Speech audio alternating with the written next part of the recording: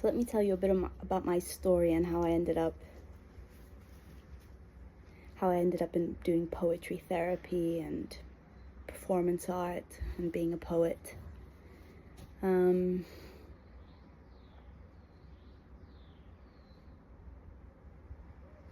feel like I was the kind of kid, I was a kid that even from when I was very, very young, I had a lot of awareness about what was going on around me.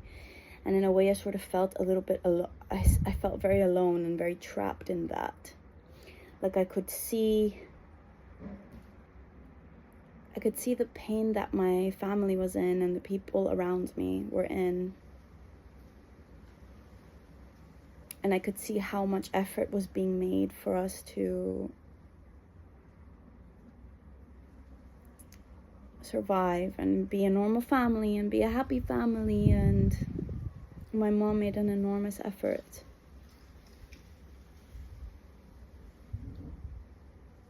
But there was a lot of pain under the surface, and a lot of miscommunication and a lot of violence, emotional violence towards everybody. A lot of fighting, a lot of conflict, just a lot of disharmony, not a lot of joy. And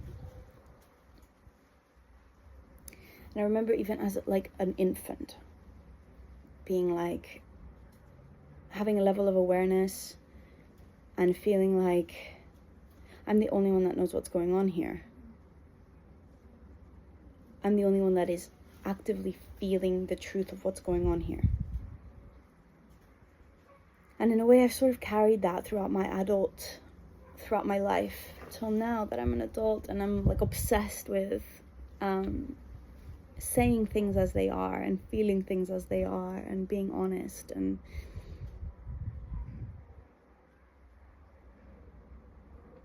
it also makes me like very attuned, and like it's a trauma response, but I'm very attuned to the way people are feeling. And I've had a lot of very different experiences in my life, which has put me in contact with a lot of different types of people and a lot of situations. So I grew up in Greece, and things were very difficult for me back then.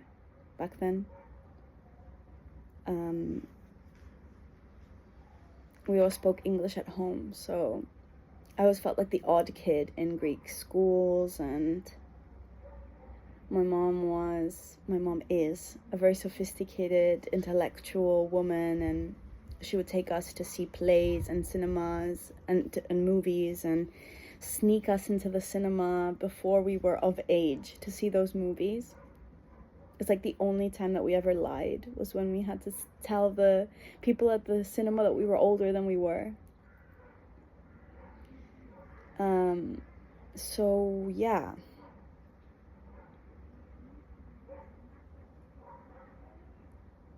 So yeah, I was exposed to a lot of culture, a lot of museums, a lot of art before I was of age to understand it, let's say. And we always made a lot of art at home. So I struggled sometimes to connect with other kids because I came from my family, my mom's culture in a way, which was very unique to her. And I carried that feeling of being a bit of like an alien until when I was 14 and we moved to the UK. I lived in the UK for 10 years, and there I felt like people understood me and I could speak the language that I felt comfortable with, and kids were a lot more touchy. Like we did a lot of like wrestling and cuddling, and I found people that genuinely loved me, and that was a very big change for me. I carried a lot of like low self-worth for a very long time. I felt like there was something wrong with me, and I was very different to everyone around me.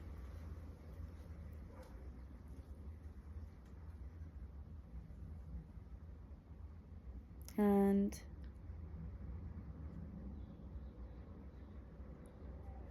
I remember watching Moulin Rouge one day, the film by Baz Luhrmann, and just being so amazed. Like, as soon as I finished it, I just put it straight to the beginning and watched it again. And like, for a while that translated to me being a filmmaker. Like, I chose to study filmmaking and make films, and I still love that. And I think at some point I will probably return to that craft, because it's so you create a world. But yeah, I studied filmmaking, and I love to do that. But if you would have asked, but I think secretly I carried this idea that I really wanted to be in front of the camera. Like, I wanted to be a performer. I wanted to be a musician. I wanted to be an actress. And it was like a secret wish, you know? And it was a secret wish because it's like, I didn't really believe that it was possible for me to want that. Like, I felt like I'm definitely not cool enough. I'm definitely not pretty enough. I definitely didn't start early enough. I'm like 26 when I'm thinking these thoughts, you know? Like, it's too late, you know?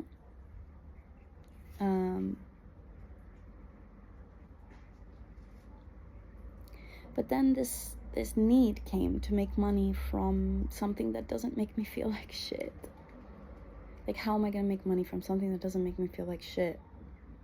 Like, how am I gonna make money from something that is of value to me?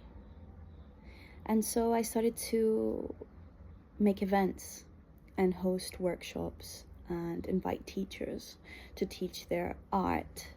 And so I built a school called Blend around myself. I built a school with out of my interests, which had a lot to do with performance and improvisation.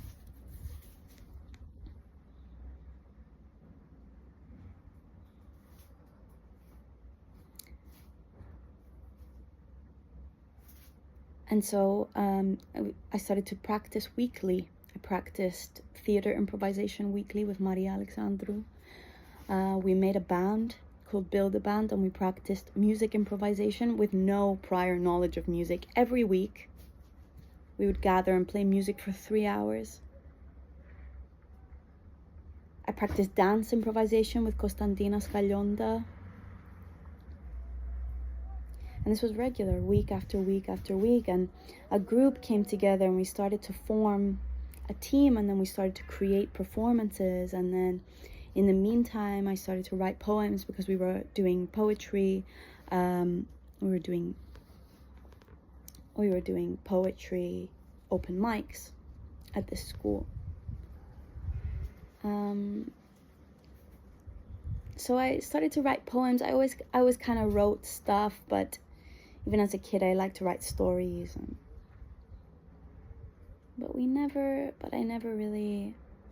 I definitely didn't consider myself a poet or anything. So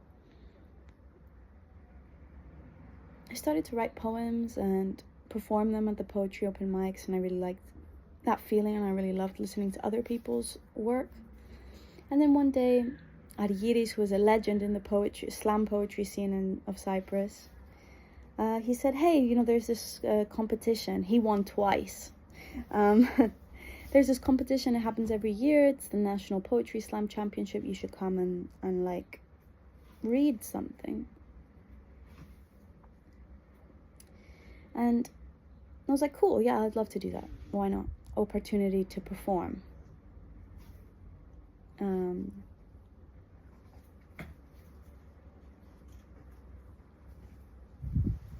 I sat one day, and I started to feel this character in me. She had been waking up very, very slowly through this process of building the school and claiming what I loved and having to push myself out of the comfort zone. I found this power in me, this part of me that was so powerful and really didn't give a fuck what other people thought about her.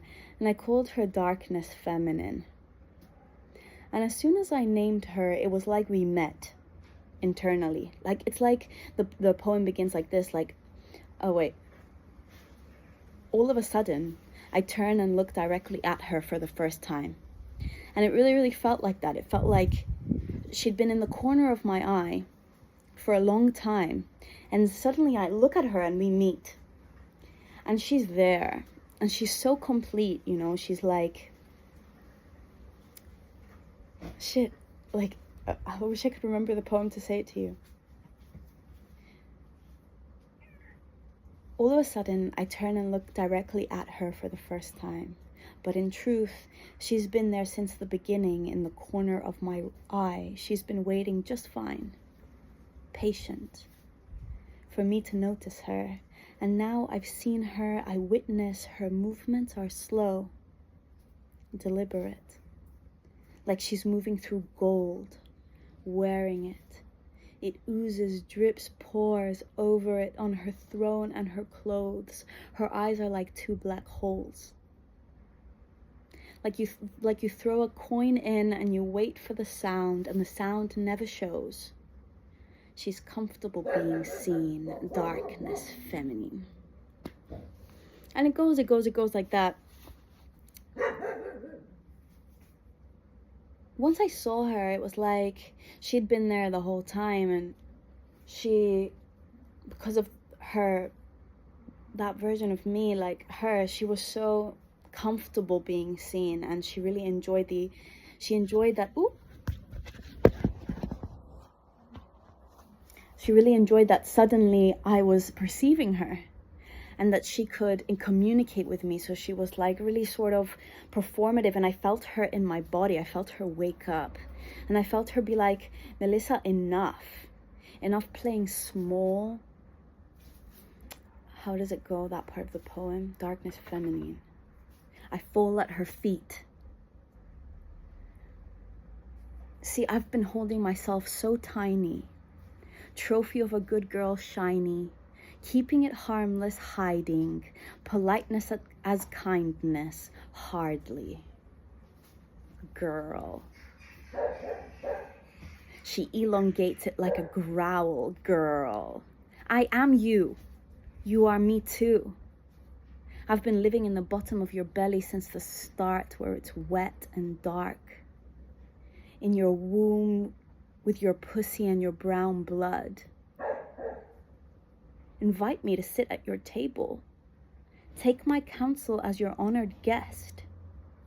I was shocked to hear that fear, grief, and disappointment dine with you often, yet I'm never invited. I am your ally. I could hold your hand under the table, and I could teach you to smash a glass and cause a scene when necessary. See, I would dress you in velvet. And if they stare, let them look. See, I would dress you in velvet. And if they stare, let them look. That was the first full poem big poem that I wrote.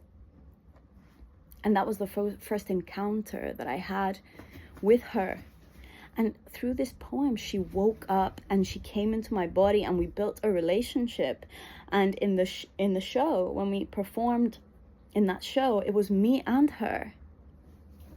And she was so happy to be let out and to be like in front of an audience and to be able to perform. Like she's like, I've been living in the bottom of your belly since the start, you know, like waiting for you to acknowledge me. Like let me sit at your table, like take my counsel. I am your ally, you know, she was trying to say to me. And I'd been living like this small life where I'm like, oh, I'm just trying to be a good girl. I'm just trying to be kind. I'm just like, I'm just polite, you know? And she was like, enough of that. Like, if they stare, let them look, you know, you're worth looking at. I can't tell you, that blew my freaking mind. And I won that competition. And I'm not surprised that I won, you know, because it was such a genuine moment for me. There was no pretense in that. It was like so real. It's like It's like these kinds of poems, they come from a magical realm. They come from the subconscious. They come from the depths of your being. And that means that they come with this magic that cannot be denied. So once that happened, once I won that, I ended up in Europe representing Cyprus. And then I went to the World Championships in Brazil. And like, after that, it's very hard not to believe that you're an artist and a performer. You're representing your country, you know? And like, I ended up representing my country through that.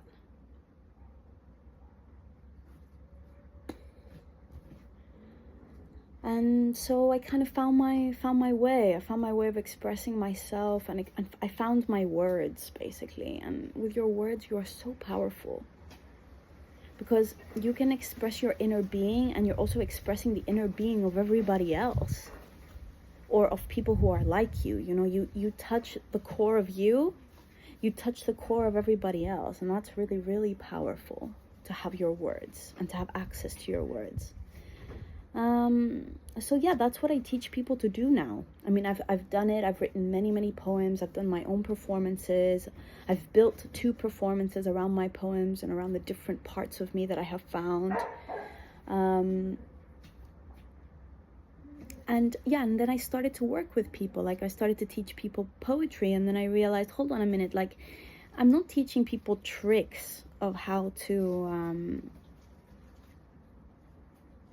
I'm not teaching people tricks of how to play with language and how to trick an audience. Like, I'm teaching people how to speak the truth, and therefore we need to find the truth that's worth speaking about. And so it became therapy, poetry therapy. It became therapeutic. It's making art, but it's so therapeutic. It's connected with the truth of who you are, so it's therapeutic. And then I did a search on the internet, and I realized that poetry therapy is a thing, and people teach it, and so now I'm going to begin to study to become a poetry therapy practitioner, and I want to have a practice full of students, and I have seen the transformation that happens through poetry and through writing.